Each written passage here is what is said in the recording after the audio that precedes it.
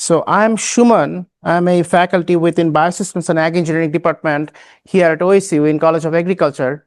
My focus is on irrigation. We have been working on automating the irrigation scheduling process for a long time, and we have a cool product to show you that you can use to manage irrigation for farmers. And if you're a farmer, then you can manage irrigation for yourself. But first of all, before I jump into the presentation, and then I'm going to demonstrate the tool to you in the over the computer, I want to make sure that I understand what do you envision a perfect, I say perfect, but not really perfect, but what do you envision a useful irrigation tool is, okay? So I want you to go to menti.com, menti.com, and then enter this code, and then there you have a question, right? So you can put 3 answers there, just go wild, and I want to see what you come up with. And you can also scan this QR code. Can I access that? Yeah, on a secondary screen if possible. Just take a couple of minutes and then go wild.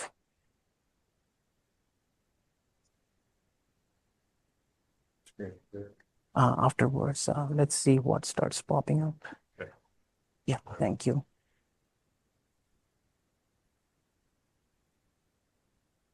Yeah, so, sure, thank you.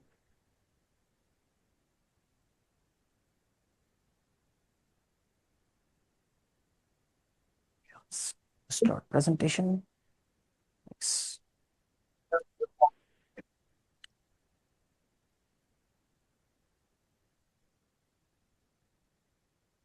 Okay, so we are seeing things popping up there. I see nitrogen, and then scheduled watering, maximize yield. So that seems to be the priority. And reliable, something that would be reliable. It would give you recommendation reliably every day to make sure that you don't miss a day and then your crops don't go under stress, right? And then it has to be accurate. That's another thing. Cow, okay. Irrigation scheduling with cow, they also need that. So efficiency, that's another requirement. How do you get more things done with less amount of time? When you have 100 fields to manage, you want to be more efficient, right? You want your tool to give you answer on a regular basis efficiently. So that's another priority. Okay, I'll give it 1 more minute. How much to irrigate? I can see this one.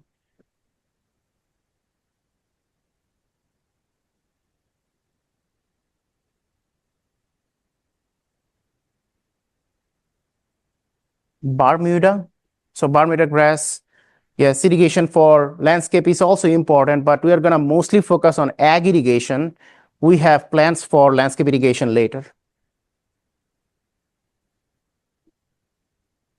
Okay, I think we are there. So I see that most of the important things are your yield, nitrogen, and then reliable. The tool has to be reliable, and then it has to be accurate. So accurate seems to be the most important thing that there is, and a lot of it depends on collecting in situ data from the field, right? So that could be your soil data, that could be your crop data, or that could be your weather data, right? Luckily, we have a really good weather network in the state, Oklahoma Mesonet, that can tackle that. And then on the soil data, we have some online resources that we can use to obtain soil data, but those are time consuming as well, right? You need to go there, you need to select your field, and then you need to select your depths, and then you get recommendations. Those take a lot of time, right? What we are hoping to achieve with this tool that I'm about to showcase is to reduce the burden on you and then put more burden on the computer, okay? So basically a much more automated version of irrigation scheduler that you are used to seeing. Let's go back to the presentation if we can. Thank you.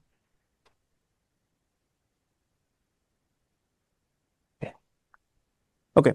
I think you're good. Yep. Okay. So on irrigation scheduling, how does irrigation scheduling work? We are basically trying to balance the incoming and outgoing components in a system boundary, right? So our incoming components, if you think about a field, irrigated field or a non-irrigated field, for an example, just think about the system boundary. We have incoming components and then we have outgoing components, right? So we have irrigation and rainfall that is coming to your field. So those are your inputs to your field in terms of water fluxes, right? And then what is going out? You have evaporation from your soil, but evaporation can also happen from your plant surface, like the leaf surface area. And then also you have transpiration happening from the plant, right? So if you combine both of this term, then we call ET, which is evapotranspiration. That is what we are trying to replace whenever we are trying to irrigate. That is the key concept behind irrigation scheduling. We are always trying to replace ET to make sure that our crops don't face stress. The other components that are going out of your field, although you may not see it, is runoff, right? If you apply too much water or if you get too much rainfall, then you will have runoff. And the other one is the deep percolation, right?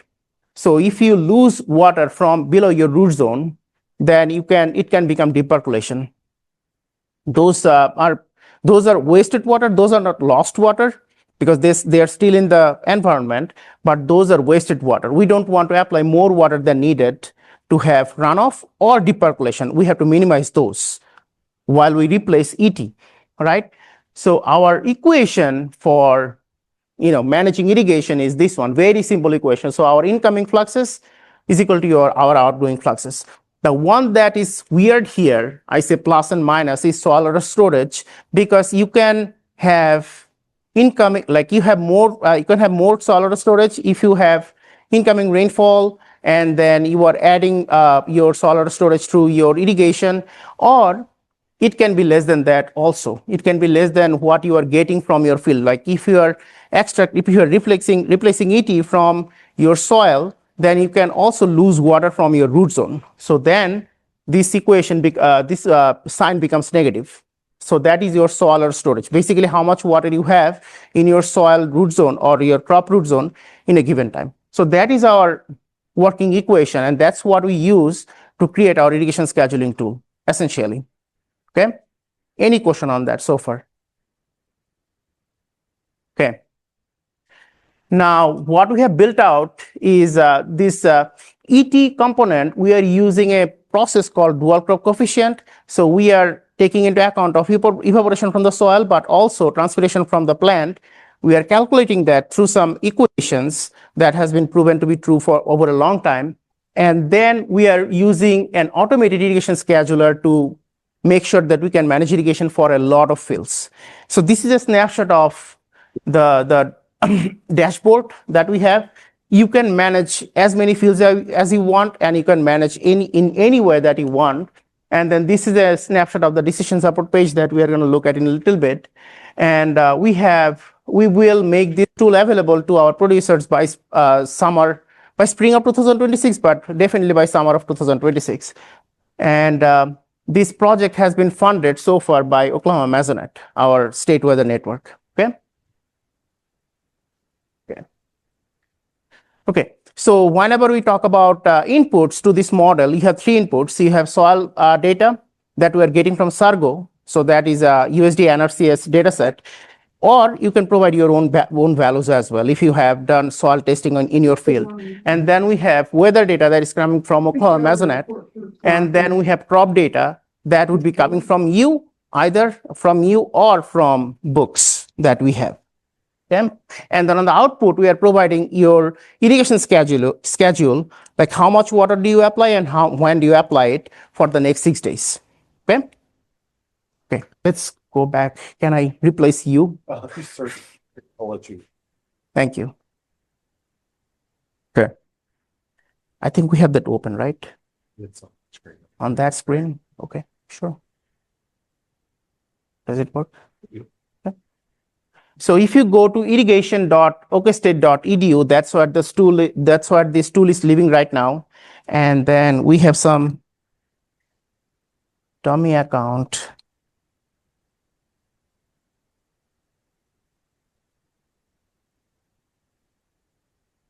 Okay. So you can see that this is the dashboard page. We are playing with different fields at this point. Can people in the back see the text, or should I zoom in a little bit more? Okay. How about now? Okay. So you can manage as many fields as you want, and also you are getting some information here. So what is your crop type for this field, for an example, and then the field name, because as farmers like to give different names to their fields, so you can have different names for these fields, and then your irrigation forecast, your planting date, your root zone depth, and then how much water is left in your root zone. We are providing that information, and then when was this model last updated. So you get all of this information, and then if you have parameterized your field, you just need to go to details and you can get your output page. And this is not looking that great, but there you go. Now I'm gonna go through how do you add a new field, because you only have to add field one time during the season, at the beginning of the season preferably. So when you click on add field, this pops up. So the first input that you provide is your information about your field location, right? So let's go to Panhandle, and let's say I want to, this is my pivot and I want to manage irrigation for this pivot. So I click on that. It is taking the location out of the USD NRCS SSURGO dataset, and then let's give it a name, test winter crop school. Okay, and then you can see that it is already pulling in the nearest Mesonet station for you. So whatever is closest to your field, it will pull that Mesonet station. But if you think that a different Mesonet station gives you more accurate representation of your rainfall, of your temperature, then you can also choose that. I'm going to leave it as it is. The next one that has been right here. Where is that? Okay, so I need to click on add field. So I field is added successfully. And then you can see that it has already pulled in the sand, silt, and clay percentages for you from USD NRCS dataset. Now, if you have soil information from your field through soil testing that you send to SOFL lab or anywhere else, you can modify these values that we see here, sand, silt, and clay. Okay, those are your percentage, like those determine how tight or how loose your soil is, right? If you have a clay soil or if you have a sandy soil, they will determine that. You are more than welcome to put in your own information here. And then you select your crop. I'm going to select winter wheat because that's more relevant now. And let's say I planted in September 15th, which is a little bit early for this year, but let's go with that. So at minimum, you need to provide these two inputs, okay? Your crop type and your planting date. The model should be go ahead and should be able to run with all of this information already, okay? Now you can see that this area that we see growth stage lengths, right? In irrigation, what we do is that we separate our growth stages by 4. You have initial stage when your crop is small, and then you have a stage when your crop is developing rapidly. So that is our development stage, the next one. And then you have your mid-season when your canopy has expanded, your crop ET is at maximum, that's your mid-season, and then you enter senescence and your crop water use drops. You don't need irrigation then, and that's your end season, right?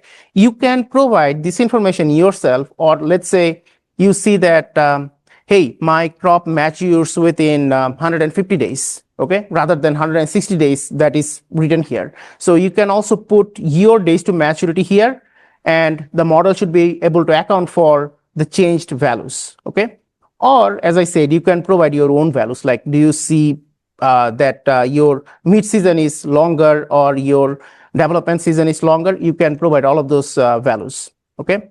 Otherwise, if you use default values, that's what the model will use based on data from different locations all throughout the United States.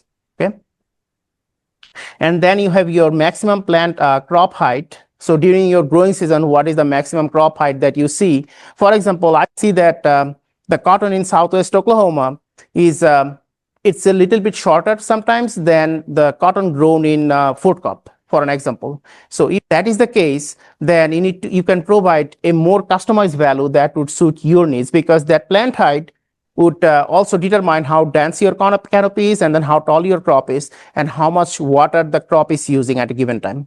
Okay, so it's a very important input. Then also the maximum rooting depth that we have, that's also a very sensitive input.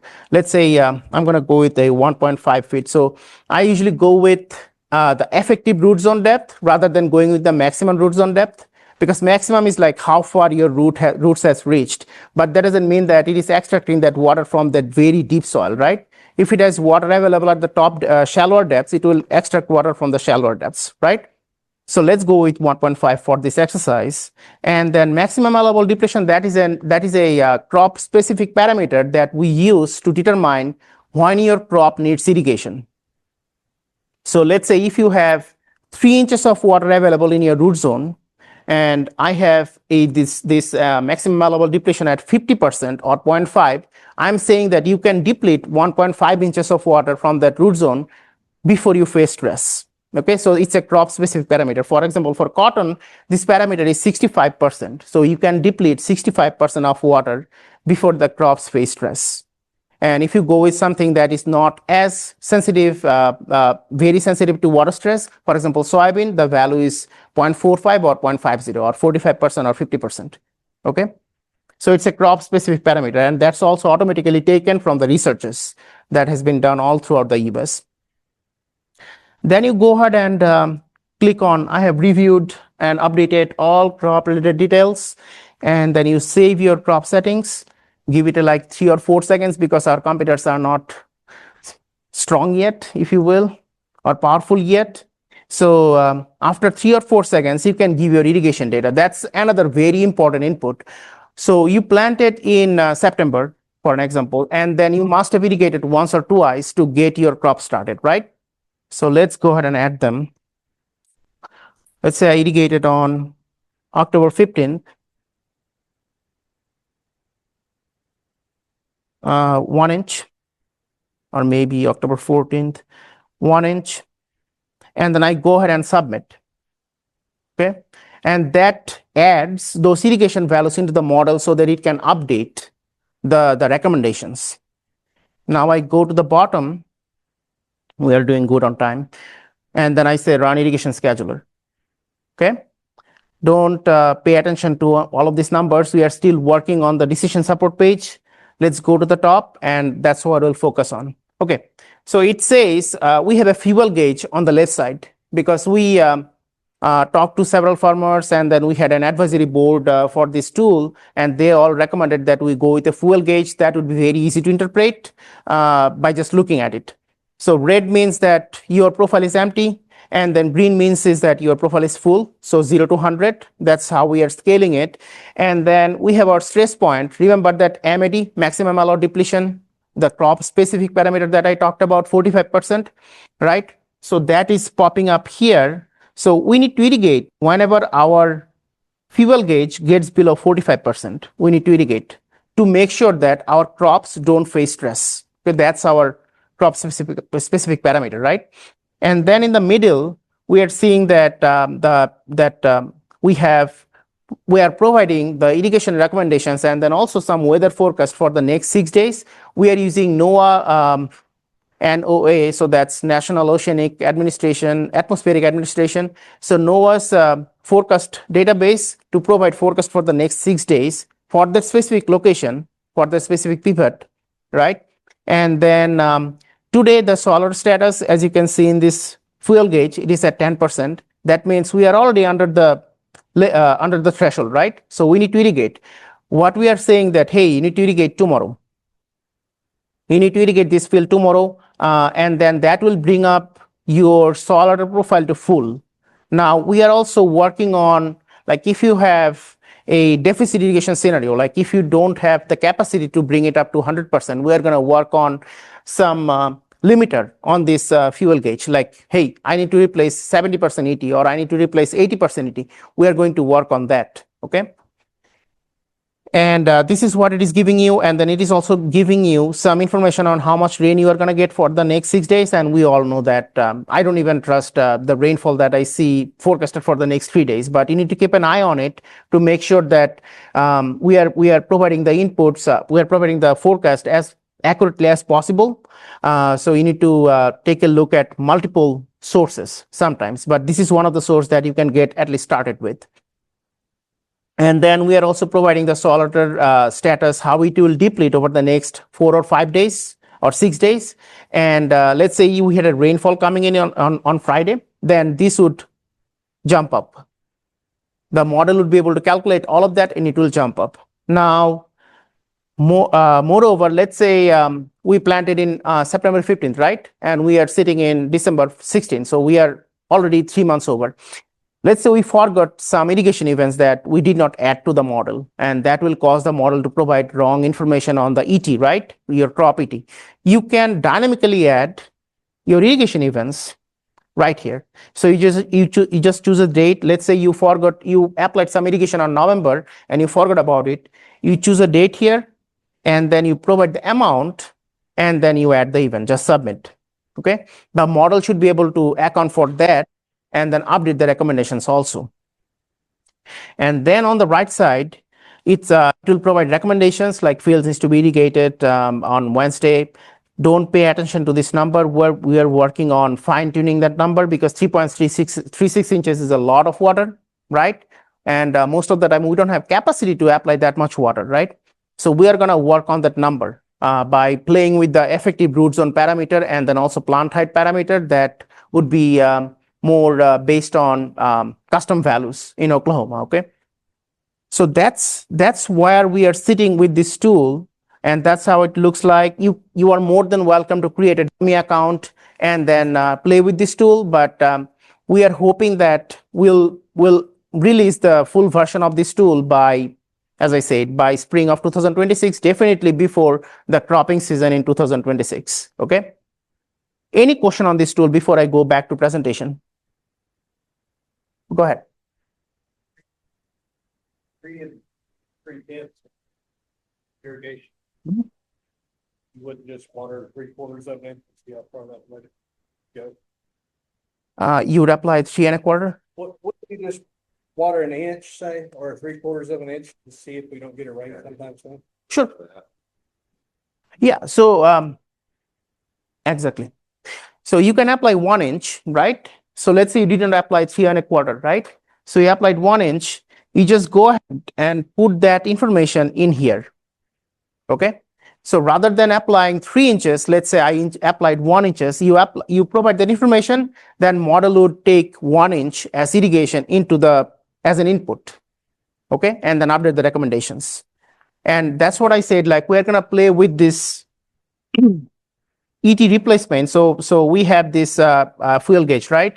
We are going to work on replacing 70% ET, 80% ET, 90% ET, or maybe 100% ET, or maybe 50% ET. If you are growing crops with severely limited water resources, right, you would want to apply less amount of water, right? So in that case, we'll have that functional built in, but that's probably looking like 4 to 5 months into the future, where we are working on it.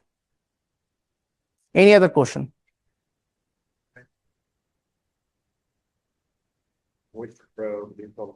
Getting to that. Yeah. I'll go back to the presentation and I'll touch on that. That's a great comment. Yeah. Any other question?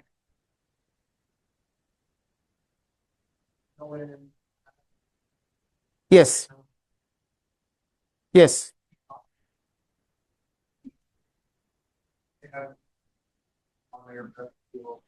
So, sure. Getting an ET sensor is much more costly than getting a soil moisture sensor, for an example. So we are going to go through the route of adding a soil moisture sensor to update the recommendations, not the ET sensor, because those are really expensive. Yeah,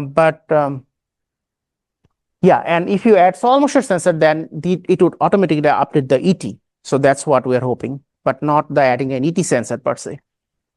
Any other question? Okay. Can we go back to the presentation, please? Thank you.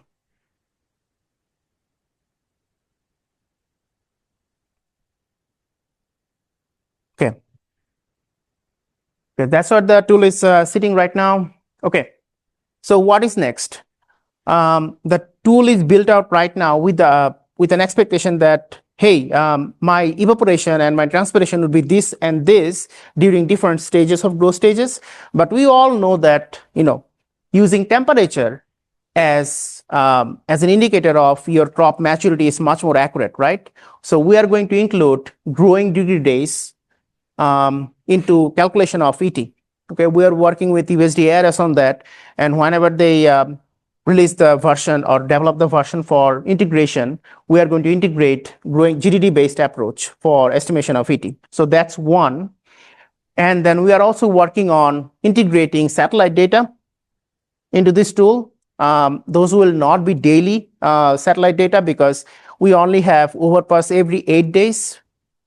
2 minutes, yeah, every 8 days. So it will be a spot check during different parts of the growing season where you will get the crop health and then also some estimate of ET that came from satellite. So Andrew, to answer your question, we're going to have some ET integration, ET data integration, but that will not be from a sensor, but it will be from a satellite based ET. Okay. Okay. So the third one that was common for both of you, we are going to integrate soil moisture sensor into this tool so that we can update recommendations, ET calculation, and then irrigation recommendations throughout the growing season. We are working with one company right now. As long as we get that API working, we are going to integrate several other companies. But if you have a sensor that is not part of our repository, you can ask us and we'll work with you on the integration, on the API integration. Okay. Okay. So that's the tool, and that is the future plan for this tool actually. And we have plans, we have investments from different universities to expand this tool to Kansas and then also to Texas, to West Texas, not the Central or East Texas. And we are working with 45 producers in these 3 states. So I have 9 or 10 producers in Panhandle, thanks to Sumit. And then I have some more producers in Southwest Oklahoma.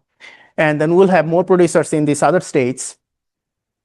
And right now, the current contributors to this project is Oklahoma Mesonet, our state weather network.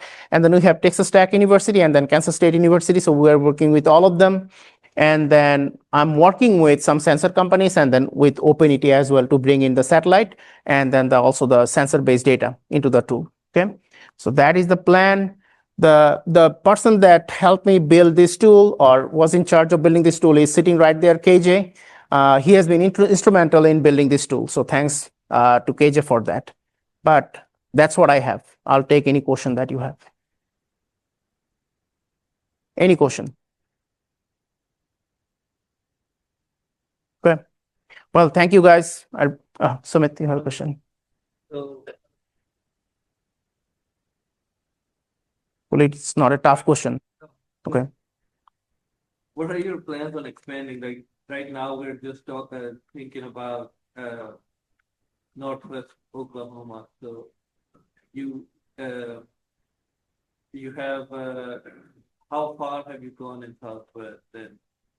So we are in the Altus area, the Lugard Altus Irrigation District, and then we are going to use this tool in Fort Cobb Research Station as well this year or next year. So that's our reach right now, and then we are trying to expand this tool to Kansas and Texas, but that we are looking at 2027 for that. Yeah. That's all. Yeah. Does this also work? What irrigation? Yes. So we'll have an opportunity. We'll have an option to build out where you can select the irrigation systems. So furrow, center pivot, SDI, subsurface drip, and the way we do that is based on the efficiency. So furrow is less efficient, like maybe 50 to 60, and then you have center pivot, which could be like 85%, or maybe in some case 90% efficient, and then SDI is like 95. And then we also take into account of the surface area wetted, because with furrow you are probably wetting 50% of the surface area, whereas in center pivot you are wetting all of the area in the field, right? And then with SDI, you don't have evaporation because your tapes are buried underground. So we have different equations to work with that. Is it also taking into account type of nozzles at time of day? No, not yet. explain that idea to me. What about the time of the day? You're meeting at 2 o'clock in the afternoon out west and it's ET rates, skyrocketing. You have nozzles shooting out of the top in a mist type pattern, you're gonna lose a lot more versus like a flood type nozzle right behind the pivot. Sure. Where it's actually on the ground. Absolutely. That's a really good comment, and we have talked about this. So the wind speed and the temperature, those are the most two important factors where it could impact the spray patterns of the nozzle. We are hoping to integrate some AI components. I say AI, but I don't really say AI, but some algorithm where we can say that, hey, you have a really high wind speed coming in the next 2 days. So you have an irrigation schedule for in the next 2 days. Don't irrigate on that day, or maybe irrigate before that day, or wait a day where the wind settles down so that you don't have that much drift from your nozzle. But we don't have a way to integrate with the nozzle itself, but we can take a look at the weather data and then reasonably say that, hey, you might lose 50% of the water that you will apply because there is a huge wind draft coming in. But that's a good comment also. Any other question? Just Please to go. read the text. So we have talked about soil moisture sensors, but there are sensors which we are seeing like arable. They are not installed in the soil, but they are installed on pivots and stuff. So can we integrate those sensors in future? Do you already have that feature in the future? We don't. Okay. So we have to get started somewhere. So we are starting with the soil moisture sensors. Okay, but going forward, I'd be more than happy to integrate any kind of technologies that are more common nowadays. So we have arable, we have autonomous pivot, which is another sensor, but not mounted. It's mounted on the pivot itself. So there are a lot of variabilities, but the most commercialized, I would say, at this point are those soil moisture sensors. So that is our focus point at this point. Questions? No, thank you so much. Thank you.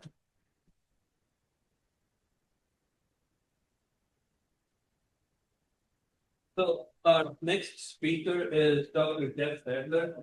Dr. Sadler. Thank you. Dr. Sadler works in BAE department, joined us 3 years ago. We both, I think, moved to Stillwater together. Dr. Sadler is a data scientist, but works extensively in water resources. What we have been seeing nowadays that NASA has invested a lot into satellites to see crop ET patterns and soil moisture patterns. And this is a little bit of new concept like OpenET and the NISAR satellites which have been launched. So I requested him if he could come and tell us more about it, because we will be hearing about these tools in a few months or by next year. So, Dr. Sadler, it's yours. Thank you, Dr. Sharma. It's good to be with you all. I appreciate the invitation. I'm just curious, who all here is from Oklahoma? And who all's from Kansas? And anyone from Arkansas? Texas? Okay, cool. All right, well, it's good to be with you all. Like Dr. Sharma said, I'm Jeff Sadler. I am an assistant professor in the Biosystems and Ag Engineering department, and I'm also a water resources extension specialist. And today I want to talk about this topic about measuring soil moisture and ET from space. So how wet is our soil? This is an important question, and Dr. Datta talked a lot about this already. It affects a lot of your decisions, right? Like, do we need to irrigate? That was all of Dr. Datta's.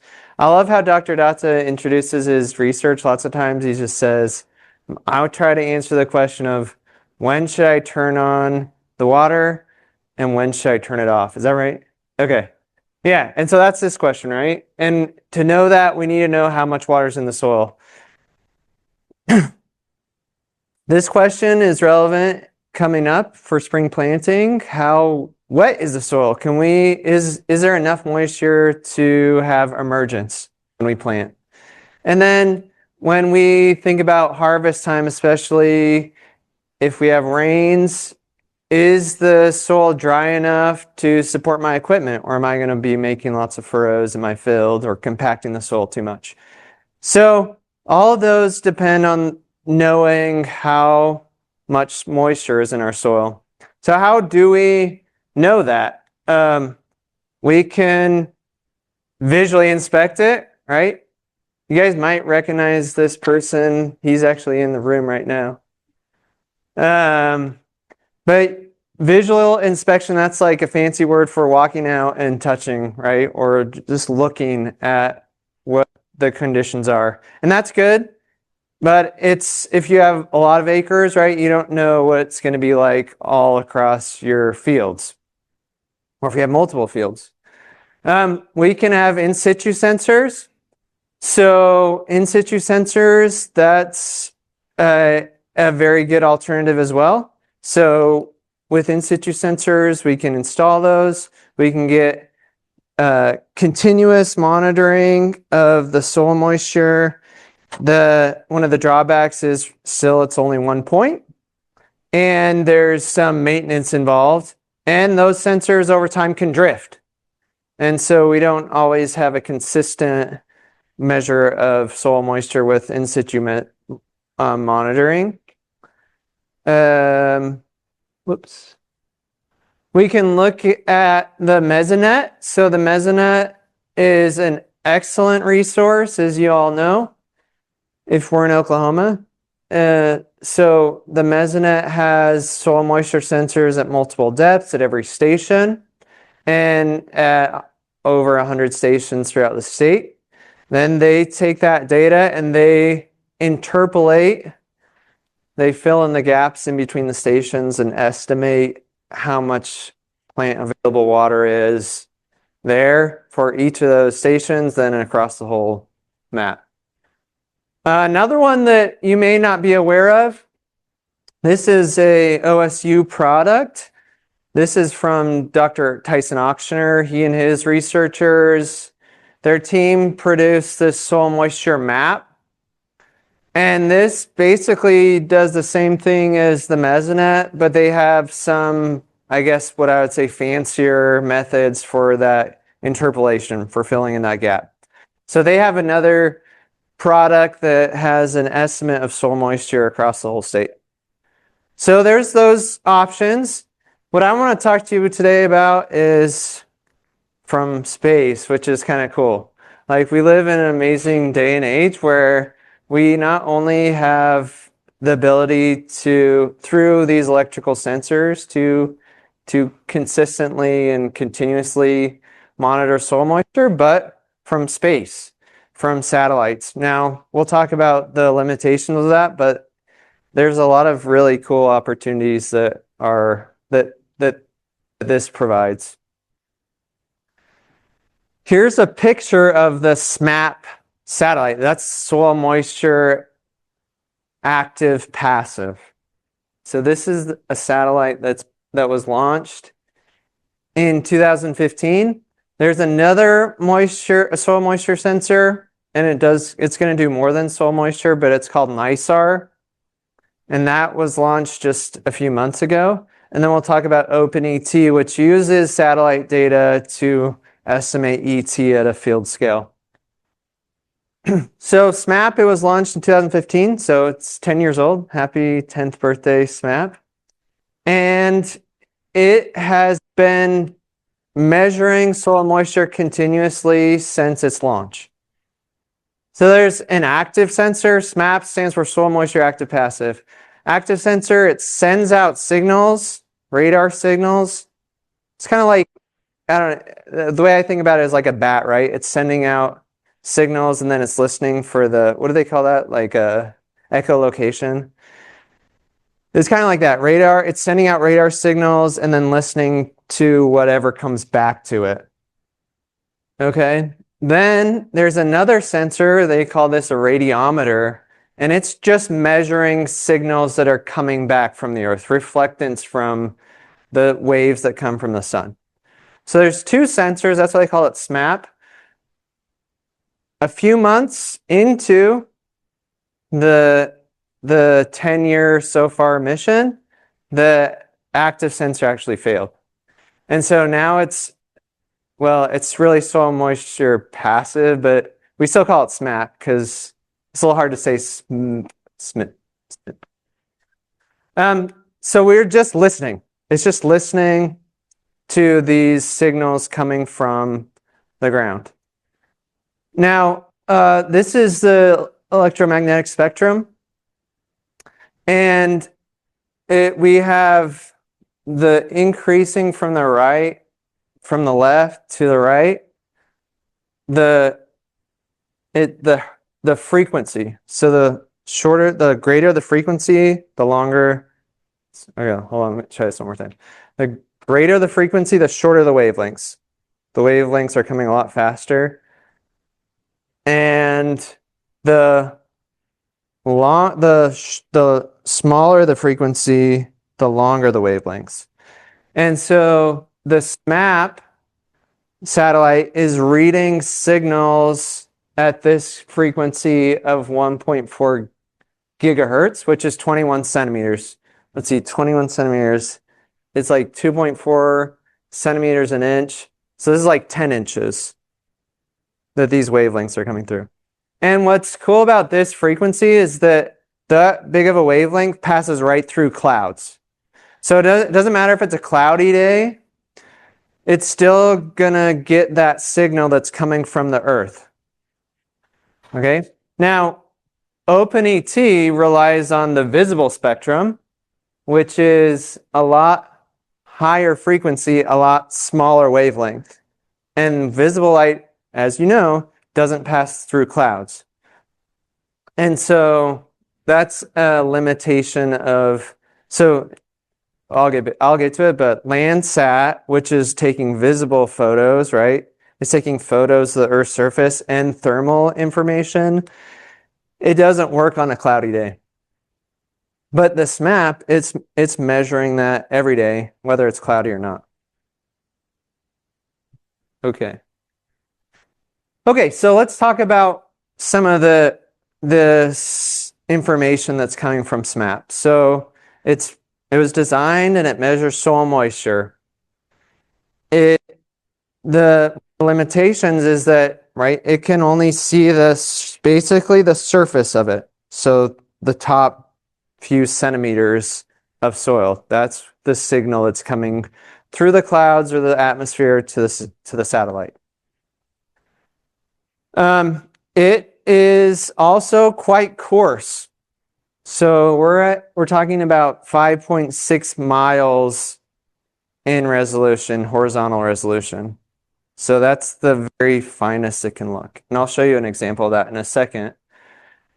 And I just talked about how it penetrates clouds. So the other thing is it's rotating around the Earth, right? So it's not like it's sitting in your field measuring all the time. It's continuously rotating, orbiting the Earth. And so it's measuring a different part of the Earth at any given time.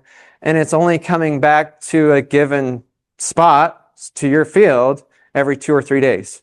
So you get a reading of your field and all of your neighbors in 1 pixel every 2 or 3 days.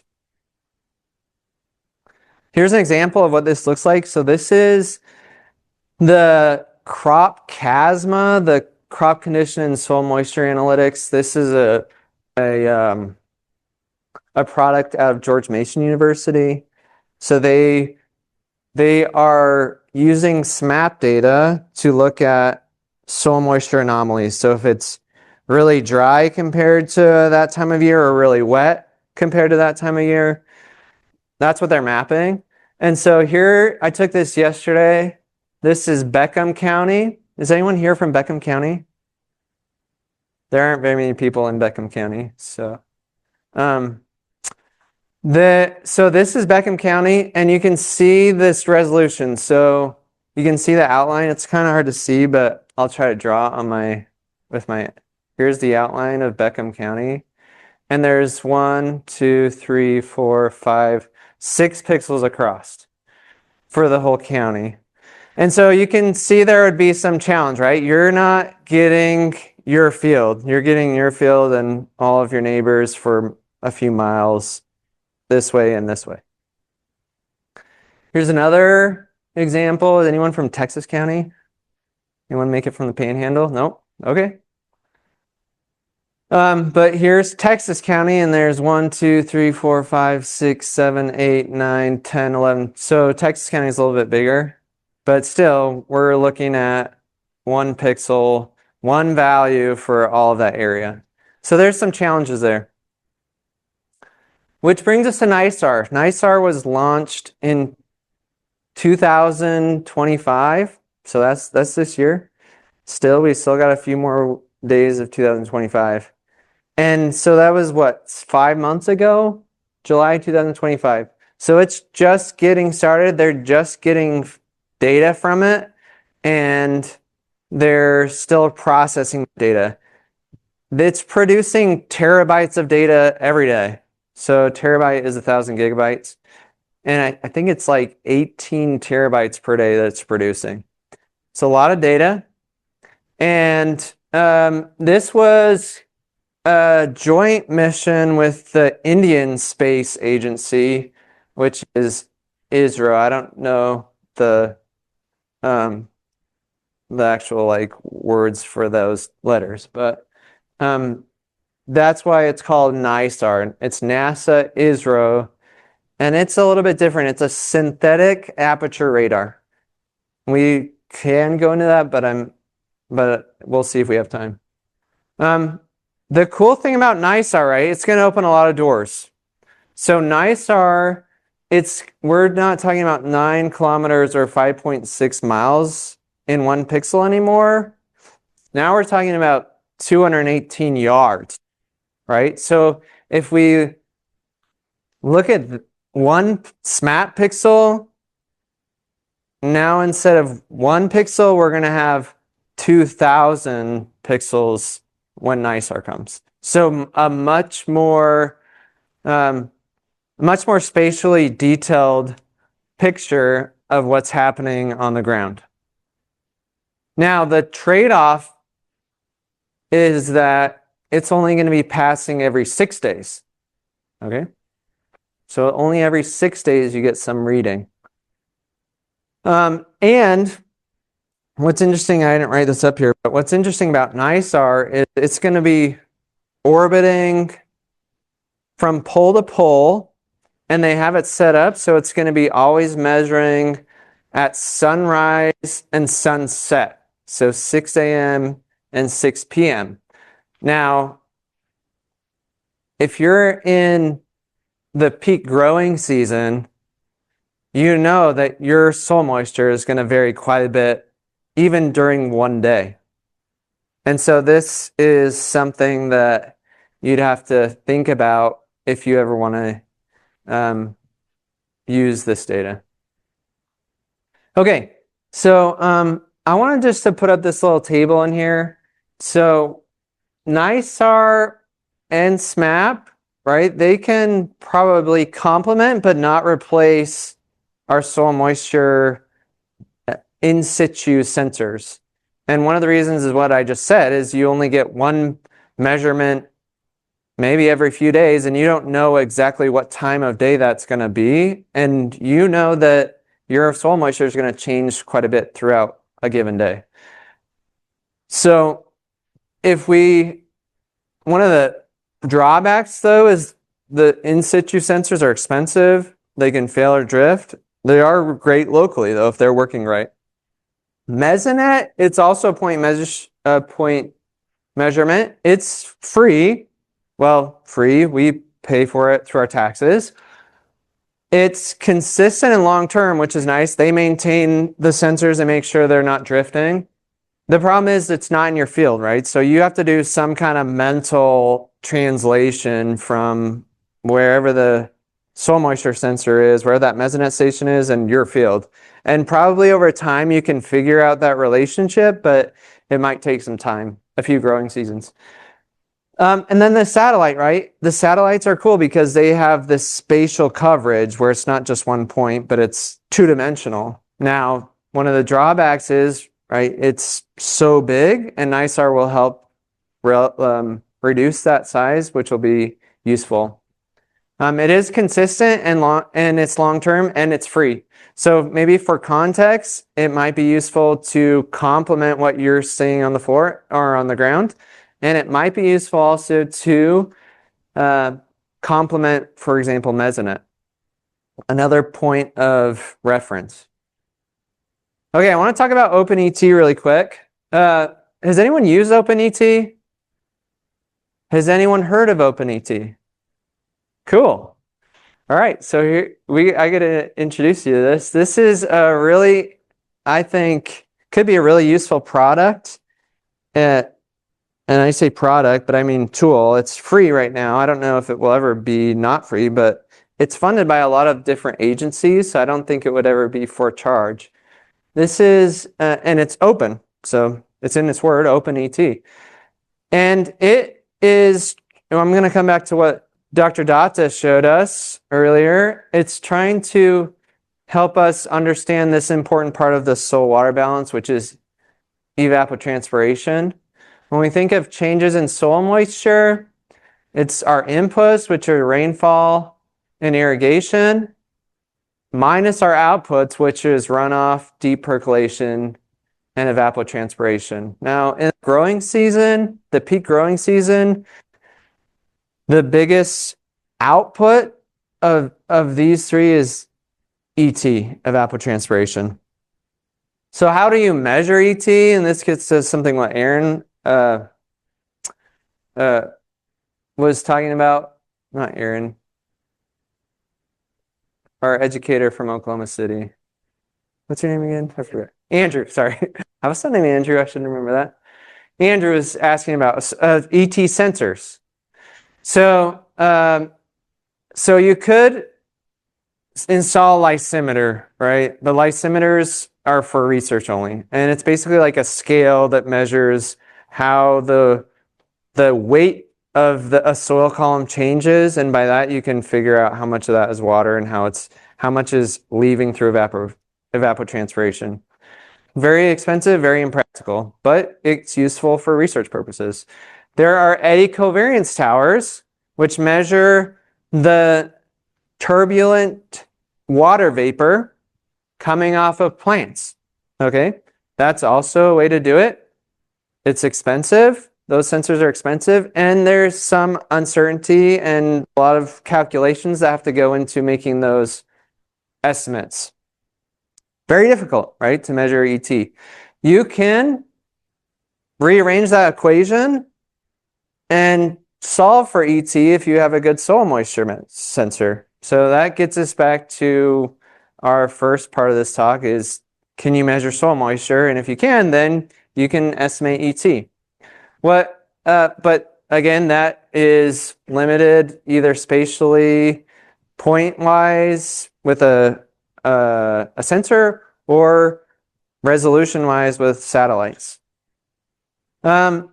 So OpenET is trying to help close that gap of estimating ET, and they do it with finer scale satellite products that are estimating it based on NDVI, which is basically how green those pixels are, and the thermal information. So if if there's evapotranspiration on a pixel, that's going to be cooler than if there's not. And by using that information and weather data, they're able to estimate ET on a large scale, but at a field resolution. So here's an example of what this looks like. You guys could go today and check out the data in your fields. And you go find your field. This is in the Panhandle of Oklahoma. You click on the field, and it has an estimate, a guess of what the crop is based on the survey that's been taken. And it will estimate how much water has been lost through ET or been used through ET for each month at that field. It has some information about the acreage, the crop type, and then the number of inches of water that's been used over a given time period. In this case, 2025. So if you click on that, you can also get a graph of what that has done over the past several years. And you can download daily and or monthly data of your field. And this would help you understand the water needs for your crop or what it's used based on this estimate over whatever given period of time that you're interested in. So in conclusion, we have several different satellite-based products that can help us manage our water usage and understand our crop conditions, soil conditions. So the first is SMAP, which estimates surface soil moisture conditions from space at a quite coarse spatial scale. NISAR will do the same. We're still waiting on the first bits of data, but it's at a much finer scale. And then OpenET helps you estimate. It provides an estimate at a field scale of your ET over a course over a given period of time, either monthly or daily time scale. So this satellite data, I would suggest, can help complement other sources of information as you make critical decisions for your operations. Thank you.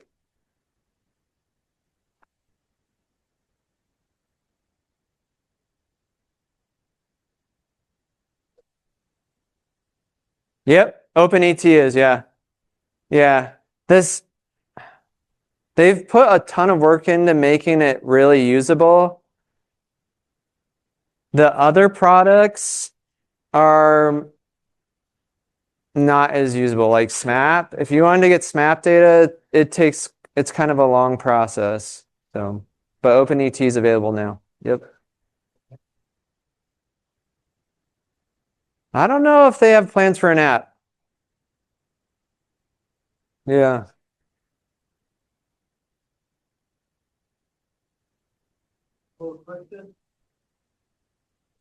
The ET Act. That's evapotranspiration. That's the amount of water basically leaving your field to the atmosphere, either through evaporation of the soil or through transpiration through the plant.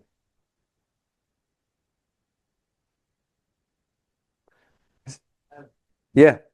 So wavelength from those satellites. Uh-huh. Benefit soil and if they do, how much do you have any idea? How many? So the SMAP, yeah, it's a good question. The SMAP, they say it penetrates about 5 centimeters, so that's like a couple inches. But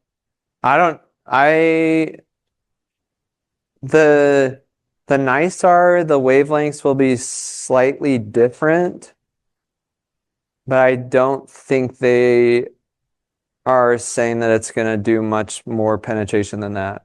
I don't know that for sure. I'd have to like fact check myself, but that's what I remember from my research on that. The other question I had, I've never used the OpenET. I just rely on you guys.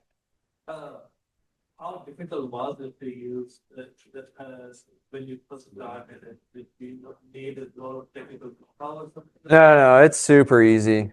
Super easy. You just find your field and click on it. That's pretty much it.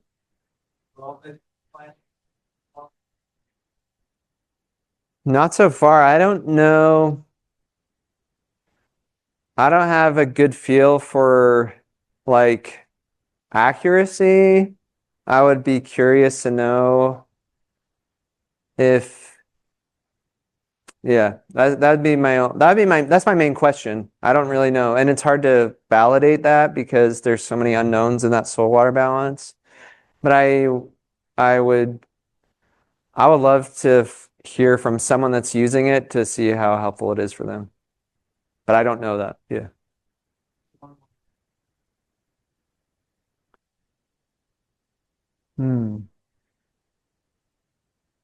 Okay, so OpenET is based on thermal and visual. So if you have residue on your, so it's looking for green pixels basically. And if it finds green pixels, it's going to say, well, water is being transpired through that plant. So if there's just brown residue, I don't think it's going to really affect those estimates. As far as the SMAP, or the soil moisture estimates, I would guess it's similar. Like that wavelength passes through like tree canopy and other plant matter. So I don't think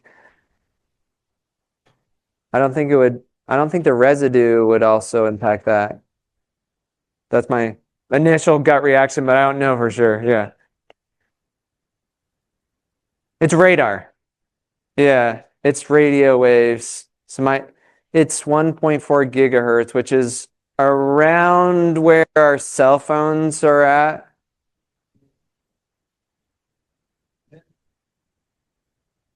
The Mesonet, the Mesonet has in situ soil moisture sensors. And so I think those are TDR, which is measuring the dielectric, I don't know, something about how when it sends out some energy. I wish Tyson Oxner was here. Maybe you know. Maybe you guys know. Yeah. You're so much. I'm gonna phone a friend here. I thought I was done. So the sensors at the Mesonet right now, they're much more advanced.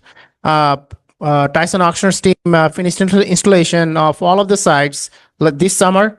So the new sensors are based on frequency domain reflectometry. So they're, as Jeff said, they're trying to measure the difference in travel time. Like they send a signal, they get a signal back. If the signal is delayed or if the signal is faster than expected, they correlate that to soil water content. Previously, what we used to use were heat dissipation sensor. Those worked fine. We got the values, but they were not as reliable and as accurate as the current ones. So the one that we have right now is much more accurate. Thank you. Josh.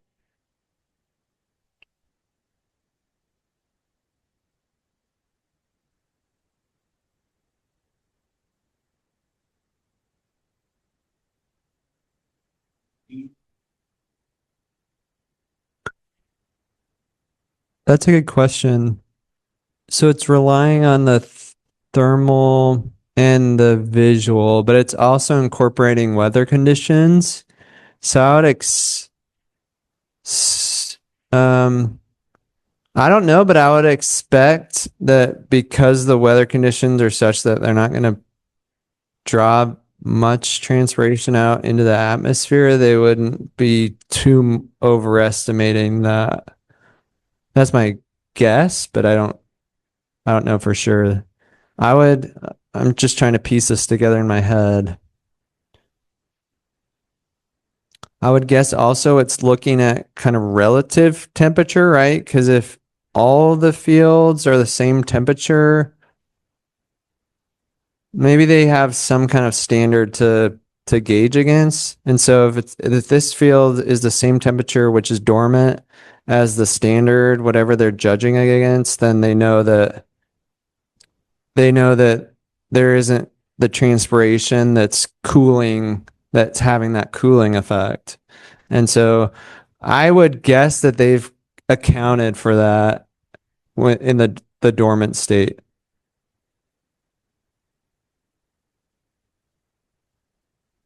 Well, it won't be soil temperature, but they'll be looking at the thermal infrared that's coming back. So I guess soil might affect it, but it's more like this very surface of the earth. I'd have to do a little more research on that, Josh. Yeah.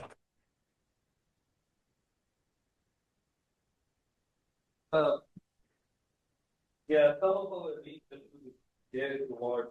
We because some of the resources available to produce and everybody else will see. we'll move on. Well, they want to hear you. Sure. I'm not loud enough. Oh, okay. All right. So so the next speaker we have is Dr. B. Jim.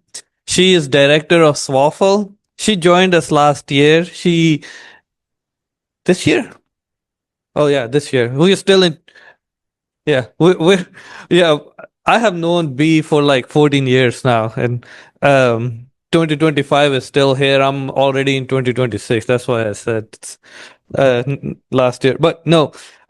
So Dr. Chim is our new SWAFL director, and she will be talking about understanding of trade-offs between NIR and wet chemistry. So the stage is yours. Thank you, Dr. Sharma. Yeah. Hi, everyone. My name is Beach. I'm fairly new. By Christmas, it'll be officially the first year moving to Stillwater, Oklahoma. I'm one of the OSU alumni. Sorry, this is also my first winter crop meeting. So, sorry. Oh, obviously. Thank you. I'll do a better job next time. Can you hear me? Okay. Sorry, you can see we're talking about water for the whole time, and then suddenly why I'm talking NIR. Unfortunately, I would not be here tomorrow. That's the reason why I was like, sorry, Dr. Sharma, I'm gonna take your spot today. This is a lot of what you should do. If you have any questions, please reach out to me. And I'm still learning my role as well, and also understanding Oklahoma. So which one is better? What you should do when you need to test your forage? Is it NIR or wet chemistry? So before we start, what do you know about NIR? So if you can scan the QR code, and then we'll have the word clouds, and then that way I'll know what you know about NIR. How should I present it to you? With no background, if you don't know what NIR is. So SWAFL just launched NIR testing for forage analysis in May 1st. I believe it's May 1st this year. We just inherited the machine, and then if you can help me out, scan the QR code. That is the NIR machine. If you didn't get a chance to visit or tour SWAFL lab this morning, reach out to me. My name is B. My email literally is bee@okstate.edu. If not, please email soiltesting@okstate.edu. We're happy to host any tour. That way you get to see behind the scene, what we do to promote you like the... Is it better? I am so sorry. Please scan the QR code so that we can see what you know about NIR. Thank you. That NIR machine is pretty efficient. Sorry. You can tell I'm really nervous. Thanks for having me here. Okay, whenever you're ready, Dave. Let's see.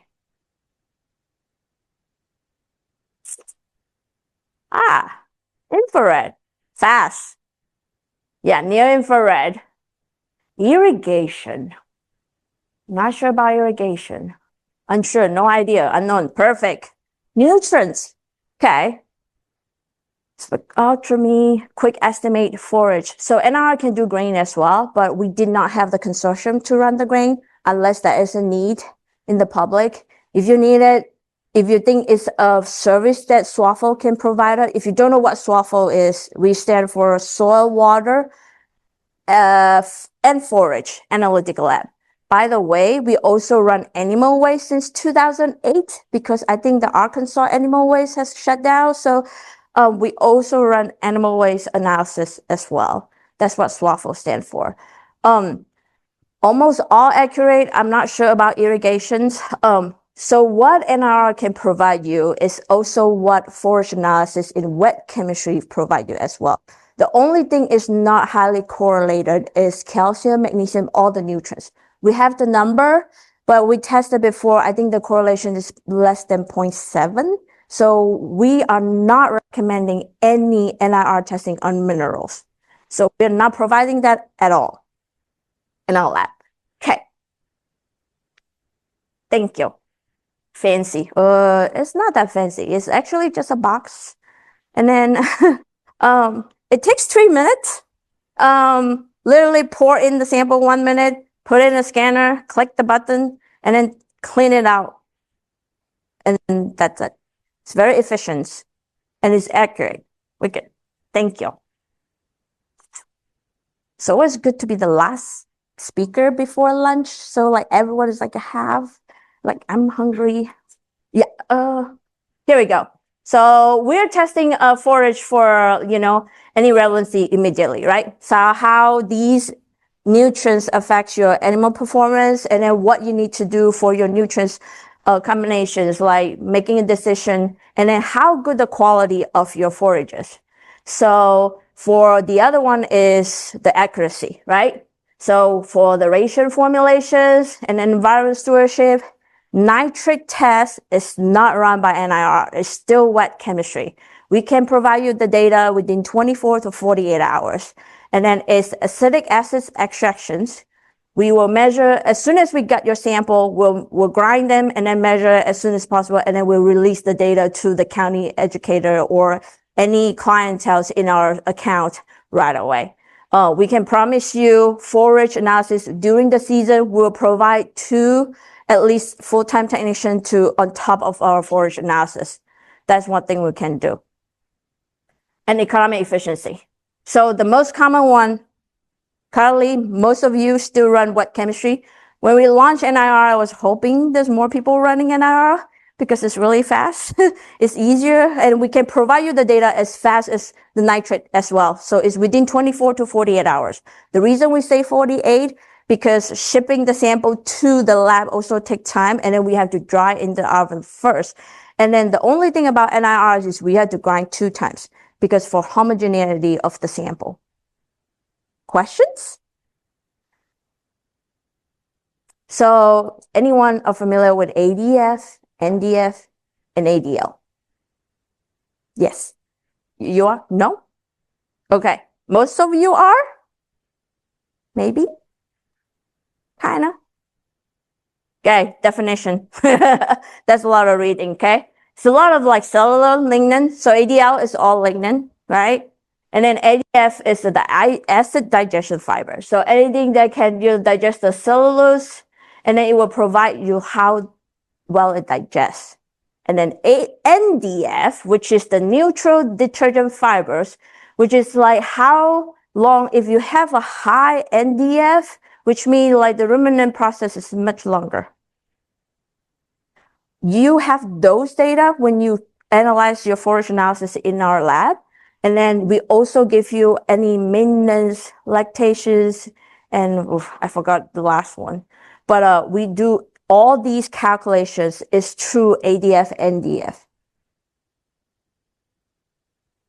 So basically, we treat it with the acid. That's what acid digestion is. And then the neutral is another solutions that we run it to and then digest it. I'll show you a picture later, and then that way you can see like why wet chemistry is taking so long. We cannot provide you the data within 2 to 5 days actually for all the limitation we have in our lab. So we use the chemical digestions in the lab, and then we measure like the ADF crude protein. If you run it in the wet chemistry side, we still have to grind them and then put it in the dry combustions analyzer. So it's 950 Celsius to burn it. And then we will give you a total nitrogens, and then we will convert it into the total protein. That's how you get your crude protein number. It's slow, it's very label intensive. And then this is the picture that's going to show you. You have your grass, you cut it, and then we have to grind them. And then each digestion blocks, we can run only 23 sample per time. And then a day, we probably run less than 100 sample. So if everyone sends the same time, that's how all the delay comes into play. Not only that, each plastic, this is the bag. Each bag, we only put 0.4 grams. So homogeneity of sampling on your side is also very important. And then once you get there, we grind the sample, and then we have to like measure around 0.45 grams, put it into the bag, seal it, going through the digestion, which is this machine called NCOM, and then everything is automation, but it just takes time. And then even in the forest seasons, we still put like 2 technicians full-time just to run this. And then a day we only can run about 100 questions. But NIR, once we grind twice, we can run almost 400 samples. Sure. Okay, so RFV is a calculation as far as I know. So they will give you the ADF, NDF, we still give you the RFV. And I believe RFV is only applicable for anyone that is running alfalfa. The only obstacles of NIR is that's only a certain calibration. There's 6 crops that we run in the test in SWAFL right now. And I'll show you at the end of this presentation. So in chemistry, wet chemistry side, it's best for if you want to develop a calibration developments, right? And then you want to know what's the problem. If you have like a crucial problem, you don't know what is your ADF, NDF is low, I would say running through wet chemistry, you'll get your accurate data. Okay, the third one is unusual. So if it's not our calibration crops, then you should run wet chemistry. NIR is non-destructive, so there's no chemical solution involved, literally just through a light, which is a specific wavelength, and then scan it to it, and then they will estimate how much ADF, NDF, and ADL, and also the rest of the nutrients, minerals in that particular sample. So the problem with that, the minerals is the calibration is not very accurate, so we're not providing the test. But ADF, NDF, and ADLs are pretty accurate. The consumption that we buy in every year is 20 to 30,000 sample. So NIR, the FOSS company, is selling those consumption. So they calibrate it every year. The only bad part about NIR is it relies on the calibration through wet chemistry. So that's why we only provide a certain crops for your NIR testing. So it only good for things that you want to check routinely. If you already know what it is, I would say run NIR, you get your result within 24 to 48 hours. Screening and monitoring, and also if you have a large volume sample size. So for any consultant out there, if you run all at once, I would say NIR is one of your good bet if you know what the crop is. So the trade-off is, like for wet chemistry, we only can run about 100 a day, but for NIR, you can run about 400 a day. And then the precision, NIR is really model dependent. So if we don't have the calibration curve, highly recommend you're not using NIR at all.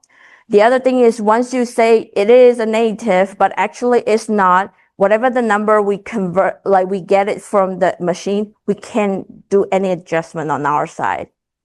Okay. Wet chemistry, it will give you the highest precisions. Label very intensive on the wet chemistry side.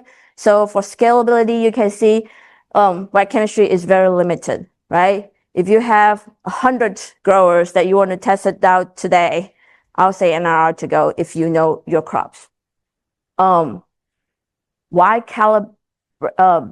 calibration matters?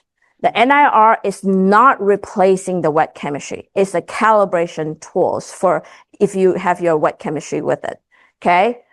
So the other thing about when NIR perform well is your common one. I will show you the 6 crops that we provided in SWAFLs.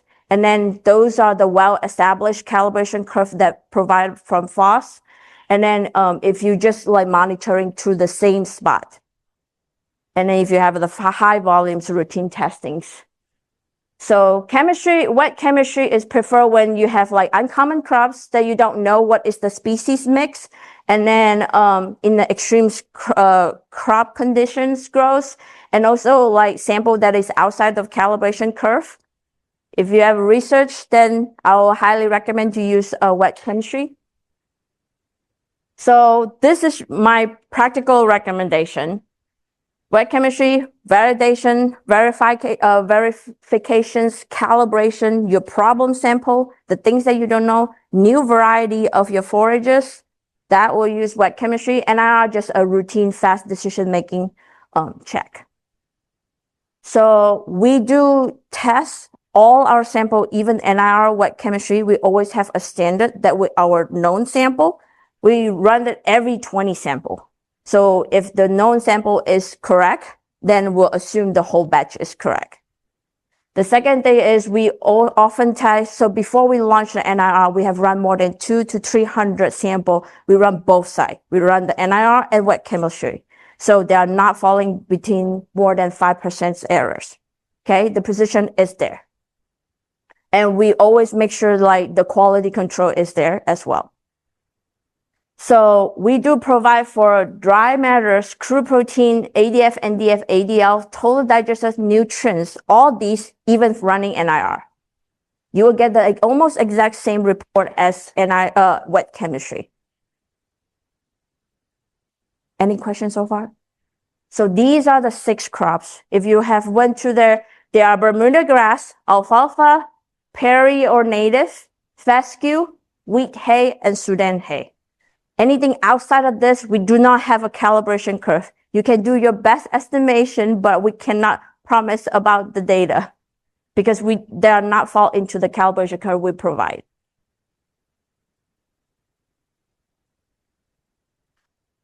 And the lab is not responsible for any data if you market the wrong one, because once you market the wrong one, we really have to choose the calibration curve to determine your data. So it's gonna a lot of rerun. So that's why we really need you to tell us the best judgment of your crops.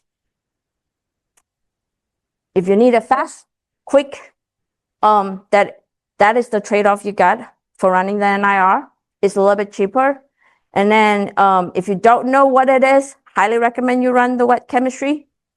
And then choose the right by asking the right questions. We're trying to train all the county educator to have a better understanding about NIR wet chemistry. NIR works best for quick everyday forage decision, and wet chemistry is best for confirming the result. So that is my take-home message. So if you have any question, like when to use which method, so routine, we'll highly recommend NIR because you already know what it is. You just want to monitor it, routine check. But if you want to do for your ration balancing, wet chemistry, because that will be the highest accuracy you got. If you're testing unknown, wet chemistry, okay? And then if you just need to monitoring and see the trends, NIR can be your answer. My name is Beecham. Any question? Oh, yes. I think wet chemistry without the RFV, I believe it's 14 or 18. I'm not sure, but the NIR is $10. Yes.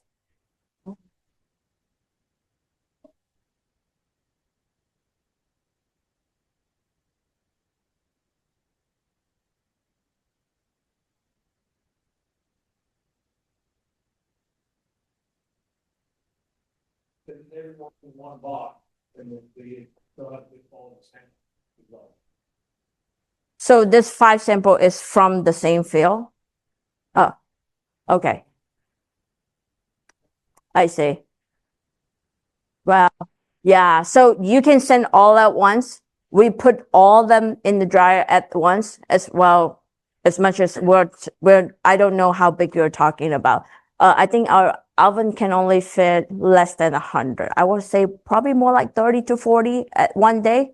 So we will rest the rest, like put it in the oven as soon as we take this out and then grind. Every day we grind the sample at 7:30 and then everything as a routine. As soon as we finish this, and then we'll go to the next batch. So if it's easier, just ship it all at once.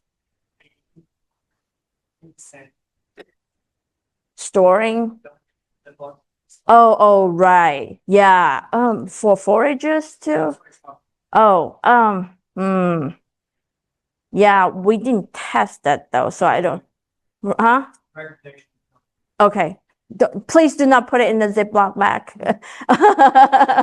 That is the recommendation. And also, like, if possible, put it in a paper bag or our swaffle bags because it's aerated.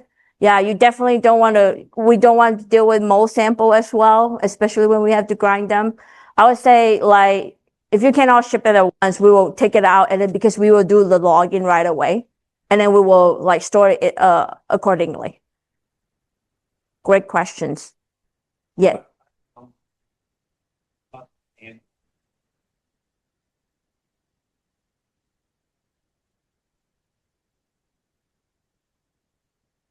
Well, I didn't. Great question. I did not design that, but I mean,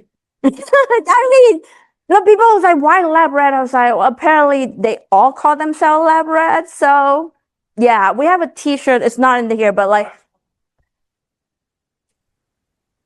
highly recommend if you have time today. I'm happy to be your tour guide at Swaffle. And then unfortunately, the lab is still in the old building, so just give me 20 minutes. I'll give you a rundown of what Swaffle did. Thank you. Thanks for having. Oh, sorry. Yes, Josh.